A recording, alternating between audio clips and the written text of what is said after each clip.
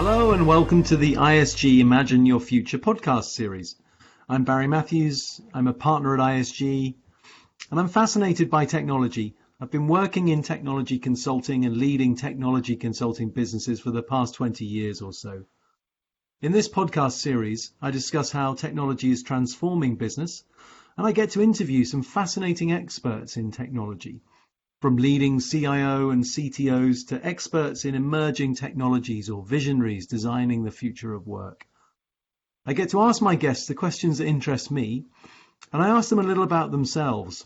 That way we get to learn about some of the people who are pioneering technology's disruptive influence on business as we know it. From AI to blockchain, through cyber and into sourcing and operating models. It's a lot of fun, and hopefully it's educational, inspirational, and entertaining. Thanks for tuning in. I hope you enjoy it. Today we're going to be talking about the rapidly changing world of cybersecurity and how it's been impacted by COVID. And to help me make sense of the world of cyber, I have an esteemed expert, a real subject matter expert on the topic. So a warm welcome to Mr. Matt Newfield, who's Chief Information and Security Officer at Unisys. So Matt, a very warm welcome to the podcast. Thank you so much. It's an honor to be here. I'm looking forward to the conversation. Excellent. Thank you. Me too. So could you just introduce yourself, tell our listeners a little bit about your background and your role? Sure. So again, as you said, my name is Matt Newfield. I am the Chief Information Security Officer for the Unisys Corporation. I've been in the cybersecurity field for over 20 years, which is very hard to believe. And I've had the honor of holding multiple roles in this field, everything from being on red teams and purple teams to being in administration and actually running security infrastructure, to delivering services for clients, being an architect, and now being the Chief Information Security Officer here. Prior to Unisys, I was the BSO at IBM for the security tower and the director of the managed security services business there. Excellent. So you're very well qualified for us to have this conversation. I'm sure lots and lots of changes in that time. So maybe we'll come on to that in a minute. But so where I wanted to start with, as we are in the middle of this COVID pandemic, one of the things I wanted to start with is certainly the world that I work in, working with service providers a lot and businesses who rely on technology. When the crisis hit, everybody had to go into panic mode incredibly quickly, running around trying to get all of their people to be able to work from home. And I mean, sometimes, tens, if not hundreds of thousands of people suddenly having to completely change the way they worked. And they managed to get laptops, sometimes desktops, shipped to people's homes so that they could carry on delivering a level of service to their clients. Now that all happened incredibly quickly, and it seemed, generally speaking, it's been relatively successful. But one of the things that worried me is as organizations set that remote way of working up so quickly without the normal due diligence and planning that you would put in place, have they left themselves at risk of security? Have they followed all the normal protocols? Because they're in such a hurry to get services up and running. Have they left themselves a little bit exposed, and will we see an increase in security attacks as a result? What are your thoughts on that? So it's a great question, and it's a topic that a lot of people talk about, and not to throw we use the term FUD a lot, or fear, uncertainty, and doubt into the conversation, but the short answer to your question is absolutely. The risks today are tremendous, but you can't look at a CIO and a CISO of one of these organizations and hold them at fault. When you're given such a short period of time to do something that has never been done within your organization, either at all or to that scale, and then you give them an extremely short time frame to do it, there are things that are going to fall through the cracks. And cybersecurity is simply one of them. Early on, for a lot of companies, the thing they were focused on, to your point, is how do I get my staff working right now as efficiently as possible? And they did not put the word in as securely as possible. So Mm. you talk to companies around the world, and they did that through a variety of means. Some I agree with, some I absolutely disagreed with. But where the problem is going to lie is if these companies don't take this rapid transformation and go to phase two, which is, okay, now that I've done this, now that I've put people at home or I've moved them out of the offices, how am I going to ensure things are secure? How am I going to improve monitoring? How am I going to improve my testing, my training, and even things like reviewing your contracts from a cyber perspective are key. And I'll give you a small example of that. When you have a group of people working in an office and the power goes out, generally you have backup power, right? The office space has backup power. You have generators in certain facilities. If the internet goes down, generally for high need facilities, there's a redundant internet connection. If the power goes out in my house, the power goes out in my house. There is nothing I can do about it. And if you think about your work from home staff and don't take in something that people overlook like availability, you could really run into a problem. Yeah, And you absolutely. said something else which I really like. It seems to have gone very well globally, and you are correct. My perspective on this is it has gone exceedingly well for a lot of companies. But the problem is, if you think that because it's gone well that breaches are not occurring every day, I believe you've got it wrong. Not you personally, but in general. What we're hearing, what we're seeing, the chatter that's coming across our wires is that there is so much breach data. It's going to take a while for the adversaries to cultivate the information and figure out what to do with it. So breaches that have been occurring over the past 60 to 90 days, data that's been lost and exfiltrated over that period of time, it could be months before companies realize that has happened, because at that point it's made public. Wow. So we could be, the breaches could have already taken place. We just don't know about them yet. And then we may Absolutely. find out about them in the next few weeks or months. Interesting. Before actually, Matt, before I get into that, how did you guys do it at Unisys? You're a very large global organization. You must have to respond very very quickly. How was that undertaken? How long did it take, and how soon before you guys were? So, it's an interesting story, and I won't take too long to say it, but there's a partial bit of planning and a partial bit of luck that we had as an organization. So I have a personal angst against standardized corporate VPNs and how they work for many companies. So the CIO of Unisys Corporation, Upinder, and I last year worked on a plan with one of our core platforms called Stealth, and we instituted something called AOA, which is always on access. And we moved our staff off of the corporate VPN to this new platform last year. The nice thing about what we were able to do is there's no hardware, there was no central concentrators to worry about, because most companies with remote staff operate those at 15%, right? That's 15% of the staff or so at any one time can be on the concentrator, not 95. And for us, moving off of that, we didn't have those kinds of constraints. So you said something at the beginning, which is what really held true for us. It was getting people home safely and getting them the equipment they needed, which we were able to do very quickly because we have a lot of laptops in our infrastructure. And we were in under a week. We went from 13% to 95% work from home. Wow.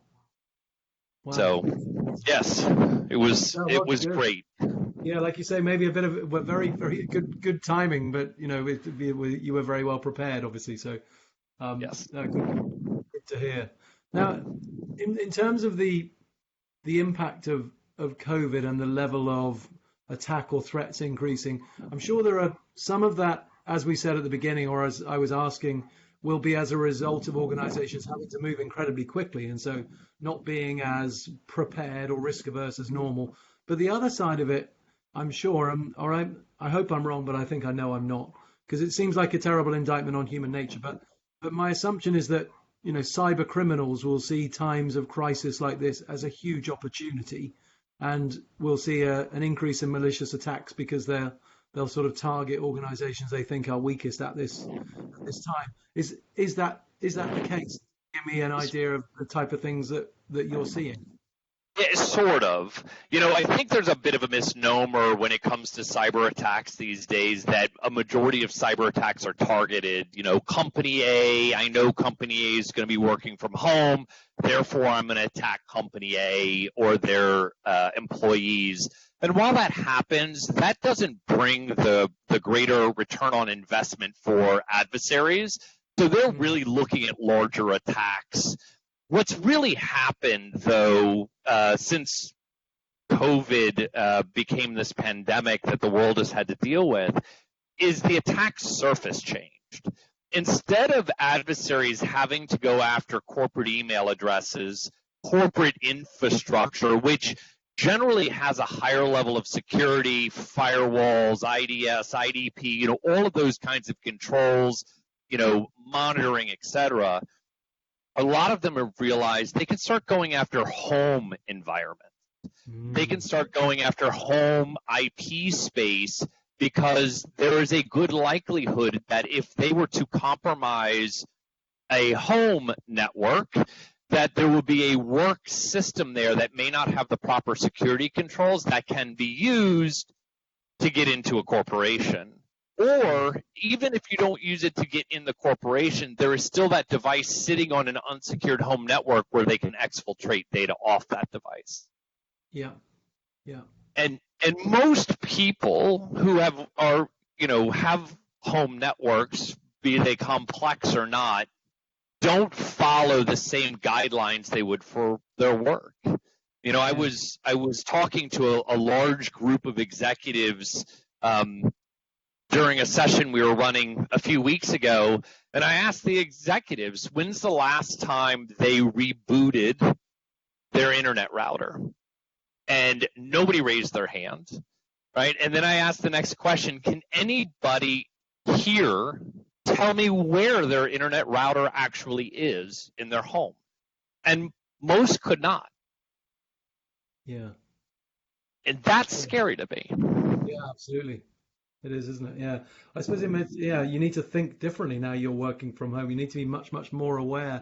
As we were talking before we started recording, I know where mine is today because I've been having internet issues, turning it on and turning it off again. But can I touch on that real quick? Because you said something also that I think is important. A lot of us in the world, you're home, you're working, you're watching TV, you're playing video games, whatever you're using your internet for. If the internet gets sluggish, if it gets slow, your initial inkling is, let me reboot something, right? Let me see if that clears it up. Nobody ever thinks that, do I have a compromise? And when you reboot it, if everything works, you're like, oh, great, I can go back to normal. And, security doesn't come into play for people in their home networks. And to me, that is one of the biggest things that's going to have to change globally is people need to start looking at their homes as an extension of their offices, because the line between the two is becoming very, very blurry. Yeah, absolutely. It requires a completely different way of thinking. You might set up a home office at home and think, oh, it'll give me convenience, but you don't think, I therefore need to extend my security level type of thinking that I have in the office to my home, which of course you need to, because it's going to be where you'll be doing a lot of work. It does require a different way of thinking.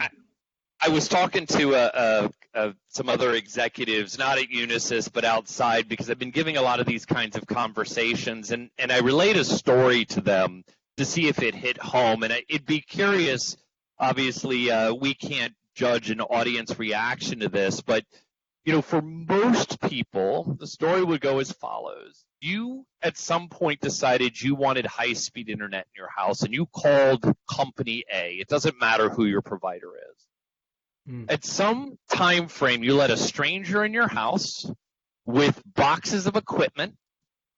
They walked around your home. They installed that equipment, right? They made some phone calls to activate that equipment. Then they called you over and said, look, your television works. And you went, hooray. And they said, okay, go to a computer for me and go to website whatever. And you were able to, and you went, hooray. And you waved goodbye. Yeah. And that's it. Yeah. And to me, that should be an eye-opener for everybody listening to this. Did you change the default passwords that are printed on the label on the back of that device? Did you harden it according to the manufacturer's specifications? Do you follow the guidelines they give you, like rebooting it every 30 days or so? Do you patch the devices? Those kinds of things need to start getting into people's psyche, and the companies who are sending people home need to start training people on how to do that. Yeah, absolutely. God, you got me worried now. None of us think about anything like that. All of those things you were saying, I was shaking my head saying, no, I don't do any of those things. And I'm an executive in a business with lots of very confidential and important data that I'm processing every day, doing my work now from home. I need to be much more vigilant than I am, and I think probably 90% of people in my position are in the same boat. Exactly. So what type of attacks are happening? And so I've had a few examples of being breached recently. Well, not breached actually, but 3 examples of being targeted. One is I'm an EasyJet customer, and like however many million people in the last couple of weeks, EasyJet were breached, and so somebody got hold of my data, and I got an email from EasyJet last week saying, where you traveled last year with EasyJet, and your email address was hacked, but don't worry, it will be fine. That was one. The second was I received a very strange email from somebody pretending to be my chief executive and asking me for information, and we had a bit of dialogue, and I realized very quickly, and our security guys internally helped, and we realized it was a phishing email. And then the third one was my brother, who's chief exec of a financial services and technology company, and he was somebody in his firm was convinced sufficiently by a phishing contact or an email, I don't know whether there was a verbal communication, I don't know, but to transfer funds because he was in a board meeting and couldn't be disturbed, and she apparently did transfer quite a large amount of money from one account to another. And again, it was all as a result of a scam, a fraudulent transaction. They managed to stop it, so they got away with it. But there's 3 examples in the last 3 weeks that I know of or have been involved in somebody targeting me. So are they typical examples of what type of attacks are occurring with people at the moment? When it comes to, there are 2 big growth spikes right now of attacks, and you hit on 2 of them actually, or 2 big growth spikes. One is phishing and the other is spear phishing, which is the targeted. We are seeing a significant growth in phishing attacks against people's personal and corporate email addresses because, again, a lot of the adversaries are realizing that you're not sitting in an office, and you may be blurring the 2 between corporate and personal, so they're targeting both. Spear phishing we're seeing on a rise for one main reason. People are not in offices where they could potentially in the past maybe walk over to another office, dial an extension, do something really quick to validate something. Yeah. Being at home makes it very difficult for a lot of people, especially if you've not done that before, to know what to do if you get that email, right? If your CEO, and I do quotes in the air that you can't see, sends you a demanding email, do you know really what to do, or do you just do as told? And that all goes back to the training component that companies need to really start focusing on. The other big attack we're seeing is vishing, which is verbal phishing. A lot more calls are being made because of the fact that people are starting to use soft phones more. Those phone numbers are being exposed. A lot of the companies that have sent people home, even on the recordings, are giving out people's direct lines to call, right? If you know who to speak to, please enter the last of their name, and it says, hey, this person's working from home now, please call them at this number. We've seen those kinds of things happening at companies, Yeah. and they're experiencing the vishing attacks. They're also starting to experience the blend of the two via apps that are very popular, like WhatsApp. It's not a WhatsApp problem. It's the fact that I can go on there and call myself whatever I want. And to your point, if you're not paying attention, it may look like you're getting a WhatsApp message, Skype message, whatever messenger you're using from someone of importance without realizing that it's not them. Yeah. And then the other big thing we discussed earlier, there's just a significant increase in attacks against home network environments. No matter what the carrier, it's well known the IP ranges of home environments, and those we're seeing an uptick in attacks because, again, if a vulnerability comes out for a certain kind of home internet router, those are going to be scanned at a massive volume looking for people who they can compromise via whatever botnets they run to try to get into your home network. And we're also seeing a lot of attack increases against improperly configured wireless networks in concentrated areas.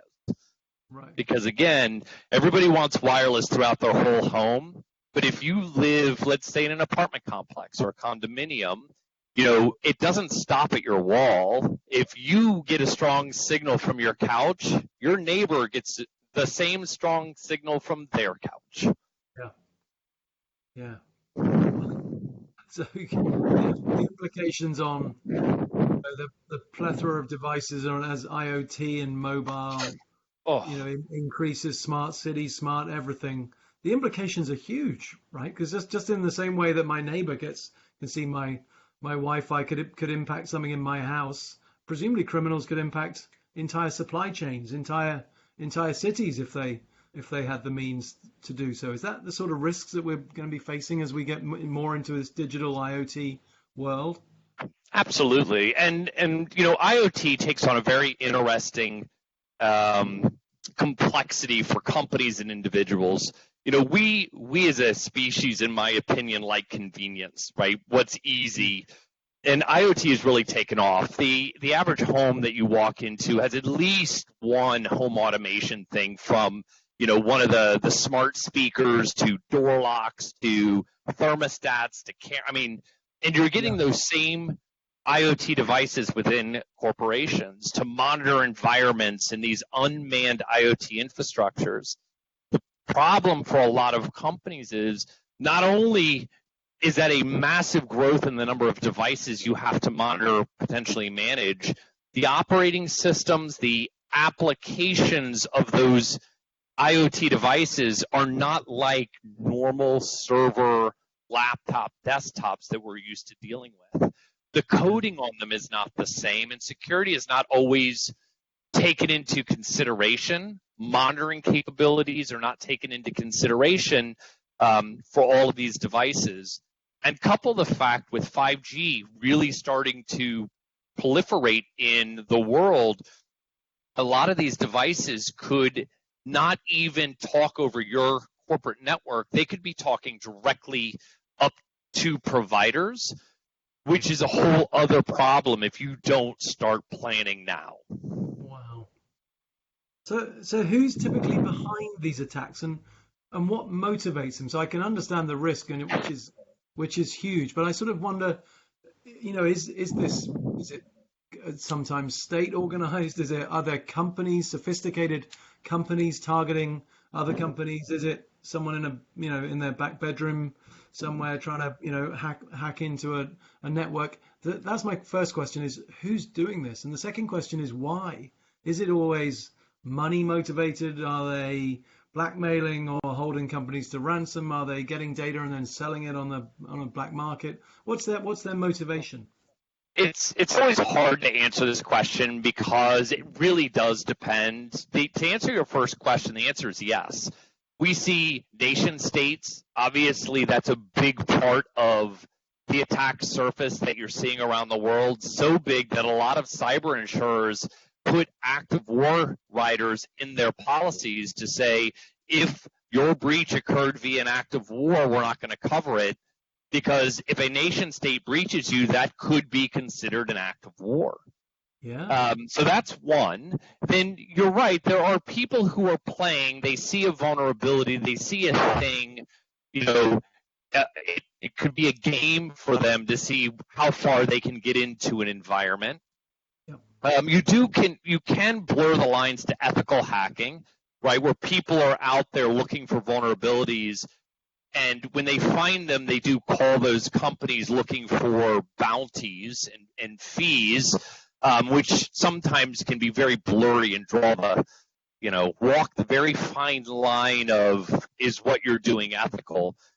The motivation behind it, we've never really gotten down to one single motivation. Like I said, it's everything from ego to the ability to make a ton of money. Unfortunately, a lot of the ransomware we've seen out there has generated revenue that most corporations would envy. Wow. And it's a sort of an underworld, isn't it? It's a dark world that most of us don't. I'm sure that you obviously know lots about, but that most of us don't think about too much and don't really understand, right? Maybe that's part of the problem. We need to get our education in this area needs to improve drastically, I think. I agree with you, and you are correct that a lot of people don't really pay attention to this. The movies have sort of, sometimes they've gone through and really romanticized this, depending on what genre that you're really watching, and people don't really understand what it is. I mean, even to the point of saying hacking is bad, when hacking is not a bad term. In the past, hacking was just someone who liked to tinker and see what else this thing could do. It's taken on some weird nomenclature, but to your point, people need to spend some time really understanding the why and stop with believing that obscurity is a defense protection. I always hear from people, and this just expands on your point, that nobody cares about me. Who am I? Right? Nobody's targeting me. And that alone is one of the biggest misperceptions of cybersecurity ever. Because you're correct. Nobody is targeting you. What's happened is I've targeted 1 million IP addresses, and I have no idea who is behind that IP address. And if I get a hit and I'm able to break into that IP address that happens to be yours, congratulations, now I'm targeting you. Yeah. But that was never what they were after in the onset. Yeah. God, how interesting. And are businesses getting better prepared? I mean, as I said at the outset, it is now increasingly seen as a very strategic and C-level area of focus and spend in this area does seem to be increasing. But are organizations that you're working with getting better equipped, do you think? And I suppose the other thing I'll say on that question is presumably the criminals, if you like, are improving their techniques all of the time, and so businesses spending money on cyber and trying to protect themselves have to up their game all of the time in comparison or in competition, right, to stay one step ahead. So are we seeing businesses spend more and get better at it? And are they always having to progress? I would never say that we are ahead. The defensive side of this generally is always behind the techniques of the offensive attacker. The offensive attackers tend to adapt much more quickly than the defense because they don't have boards of directors, they don't have P&Ls, they don't have ROI conversations, right? It's always about the art of the possible and how can I get in.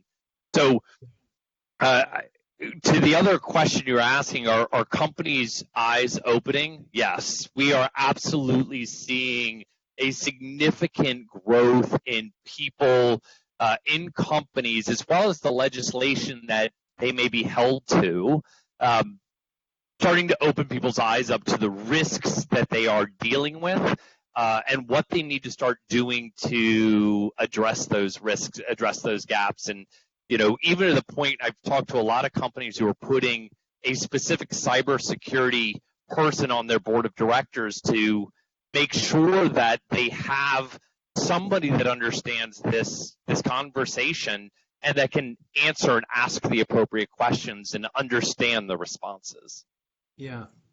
Yeah. Because this is an area of business, of technology that's going to grow and grow and grow. Right? My son just finished his degree today. Just finished his last exam. He's done a degree in business and IT. I'm saying to him earlier, this is security is a very, very good sector for you to get in. There will always be a need for Absolutely. security expertise, and I believe there's a bit of a skills gap right now. But is there a good sort of blueprint for businesses to use? External support, external services, the sort of services that you guys provide in Unisys, and then alongside internal capabilities. I would think if I was a CEO, CIO of my own business, I'd want my own internal knowledge, but I'd want to rely on external experts who are really got their sort of ear to the ground on what's going on in the security industry. So is there a combination of both of those things? Is that the best model? That is the best model, right? I mean, it's reinventing the wheel, reinventing just because you think your own organization can do it better or does it best, to me, again, is one of those fallacies we were talking about. Even those of us who, sometimes believe that we've been doing this long enough that we really know what we're doing. I use, for example, a lot of outside consultation. I talk to other CISOs. I'm part of groups and councils. I've brought in advisors just to validate what I'm doing, because the problem for a lot of companies is I see what we do as a internal facing CISO. I want advice and counsel from people who see what a lot of companies do. And bringing in that kind of advice is just a smart way to go. And seeing where others may have failed or had successes and trying to see if you can adapt to those in your own organization without also failing is just a smart thing to do. And you said something else that's very important. It's also the caliber of the people that you are aligning to. Just because your friend's son, daughter, brother, sister, knows a thing or two about security or can install antivirus does not make them the SME you want to use for your business. And while you may raise an eyebrow, I can't tell you the number of times that I've talked to IT executives who got advice from, I'm not kidding, the person they knew at a big box store, or their friend's kid who was getting a cybersecurity degree in a university somewhere, and that's how they got their advice. You go, wow, that's really telling to me, and not what you should be doing. But look for local groups. Now, not to plug one group or another, but a lot of the major cyber certifications out in the world hold groups together, roundtables, virtual as well. When the pandemic is over, face-to-face roundtables, start joining those. Start looking for even those kinds of services and capabilities to grow your own knowledge. Yeah, this is not something to skimp on, is it? This is not something you want to get wrong. The implications of getting it wrong, and there've been some pretty high-profile ones in the past, are very material. So yeah, definitely want to get the right level of expertise on. Matt, I want to change the conversation now to something a little bit more personal, in that I ask all of my guests five questions, and so let's start going through those. And the first, the idea of these is just to sort of get a little bit of background, a little bit of fun, and get some examples from you on what you think is going on in industry generally, in technology, and people you've worked with, that type of stuff. So the first question is, Is there a technology that's had a big influence on your career to date? So this could be anything that, anything could be email, it could be 5G, well, maybe not 5G yet. It could be, it doesn't matter what it is, but is there a technology that's had a really big impact on your career so far?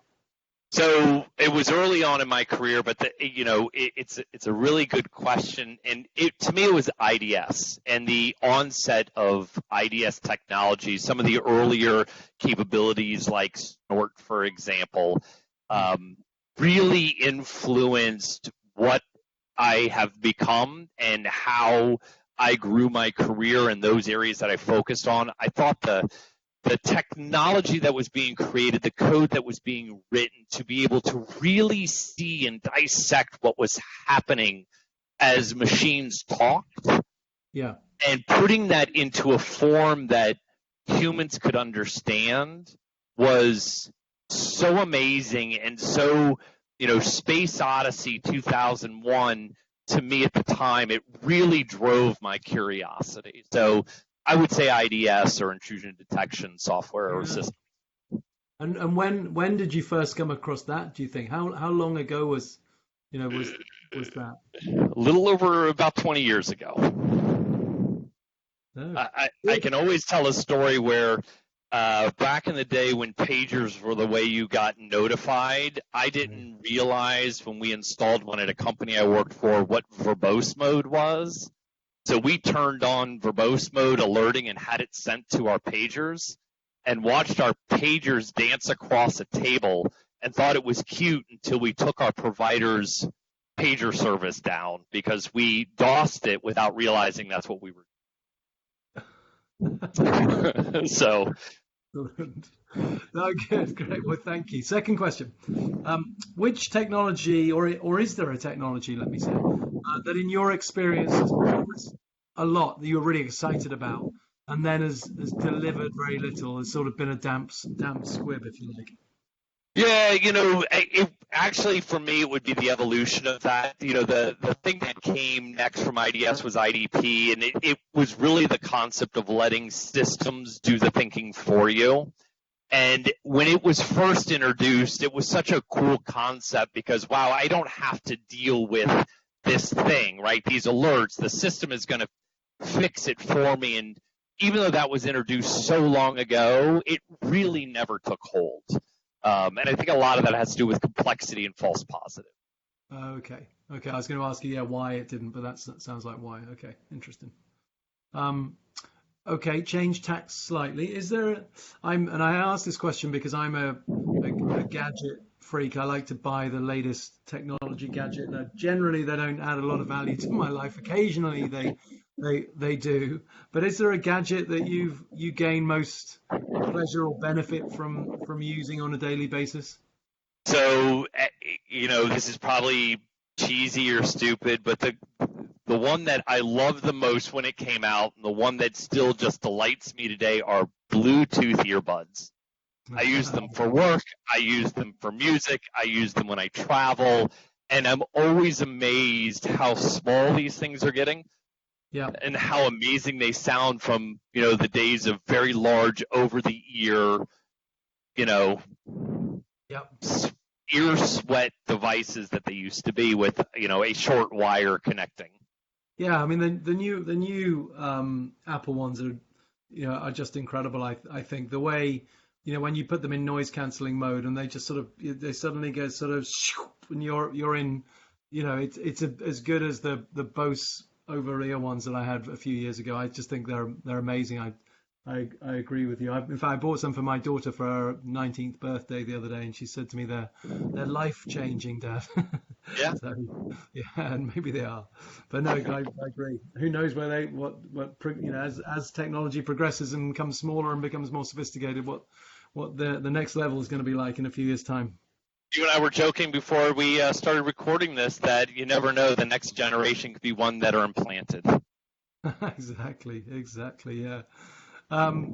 Penultimate question. Which technology do you think will have the most disruptive influence on business over the next decade? 5G is 5G. And as quantum computing really starts to come down in price and grow in ability to get a hold of for individuals and companies, I think that related to current levels of cryptography for a lot of corporations is going to be a big deal. So between those two, if I had to focus on future, at some point, it's those two things I would heavily start focusing on. Yeah, I can imagine. Yeah, and like with many technologies, it'll be that, convergence of 5G and quantum and AI and together, right, which has such a huge influence on the way we work and the way we live, right? I'm with you. Yep. Okay, final question. Is there someone in your life, a technology leader? I refer to them as like a technology hero, somebody who's had a real impact on your career today. And it might be somebody from your personal life, a professor or whatever. It could be somebody from industry, a Bill Gates or a Steve Jobs, whatever. Is there somebody that jumps out at you? Actually, you gave the name. The person that really helped influence me on how I like to approach technology is actually Steve Jobs. Like his technology or not like his technology is irrelevant, but his approach to taking the complex and making it simple, his approach to making complex things, those things that really should only have a niche market, palatable and desirable by the masses, to me has really helped influence my views on cybersecurity and where I'm trying to take our corporation, our products and services, but even the things I do within the organization around protecting the company. I find so much value in that mindset and approach. And again, taking the complex and making it simple helps people understand what they're doing, and then makes it so you get rid of the unwarranted veneer of cybersecurity must be so complex that if you don't have a PhD, you can't, which is just not. Yeah. No, great influence he's had in so many areas of business. But Matt, thank you ever so much for this conversation. I've thoroughly enjoyed it. I've learned about spear phishing and vishing as well as phishing. I think I've learned an awful lot from listening to you. I'm alarmed by some of what I've heard, because I think the progression of technology, especially as we touched on IoT and smart cities and the implications from a security device. We didn't even get into healthcare and technology. There's so many different implications that security has, not just in COVID, but as we get outside. I will certainly change my habits and become more security aware. I think our listeners probably will as well. So a huge thank you from me. I really appreciate you joining us. And thanks very much for your time. It was my pleasure. I wish you the best of luck. And I always end these by saying, please look before you click the link. Have a good day. Thank you. We will.